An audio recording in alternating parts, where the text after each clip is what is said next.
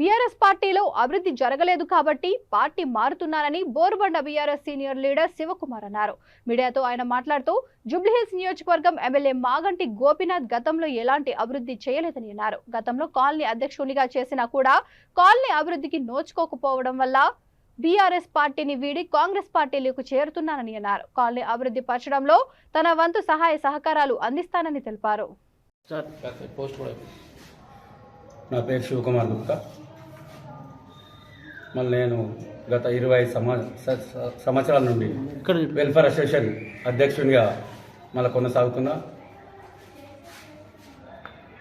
మరి అలాగే మరి వివిధ ఆర్గనైజేషన్లో బోడబండ మర్చెంట్ అసోసియేషన్ కానీ ఎన్నో దేవాలయ కమిటీలకు కానీ అధ్యక్షునిగా ప్రధాన కార్యదర్శునిగా మళ్ళీ నేను కొనసాగుతున్నా.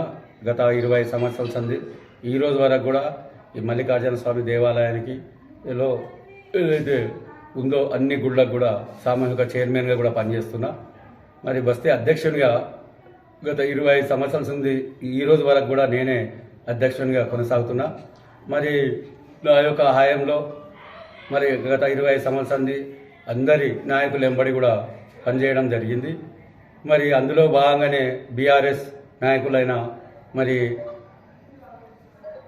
బాబా అప్పుడు గతంలో ఉన్న బీఆర్ఎస్ నాయకుడు డిప్యూటీ మేయర్గా ఉన్నప్పుడు కూడా మరి ఇక్కడ అభివృద్ధి కార్యక్రమాలు ఎన్నో తీసుకోవడం జరిగింది. మరి కొన్ని పనులు ఆగిపోవడం జరిగింది. ప్రధానంగా రోడ్డు సమస్య.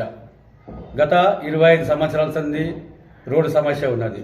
అది స్థానికంగా మేము ఎన్నోసార్లు అందరూ గతంలో ఉన్న నాయకులందరికీ కూడా విజ్ఞప్తి చేయడం జరిగింది. మాకు ప్రధానమైన సమస్య రోడ్డు సమస్య. ఆ సమస్యను మీరు తొందరగా పరిష్కరించాలని చెప్పేసి మరి ఆ సమస్యను పరిష్కరించాలని చెప్పేసి గత పలుమార్లు బస్తీ నేను అధ్యక్షునిగా మరి అలాగనే నేను ఒక డివిజన్ ఉపాధ్యక్షునిగా కూడా పనిచేసిన, నగర పార్టీ కార్యదర్శిగా కూడా పనిచేసిన. మరి ఇవన్నీ హోదాలు కూడా మేము పార్టీలలో చేయడం జరిగింది. మాకు కూడా అప్పుడు అవకాశాలు వచ్చినాయి, పనిచేయడం జరిగింది.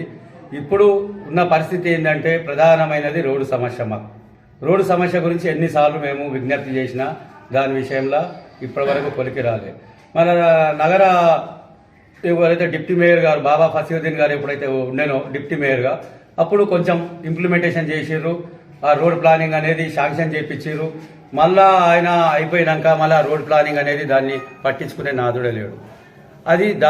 అది మాకు ముఖ్యమైన దాన్ని దృష్టిలో ఉంచుకొని మరి ఈరోజు మరి మా కాలనీని కూడా అభివృద్ధి చేసుకోవాలి.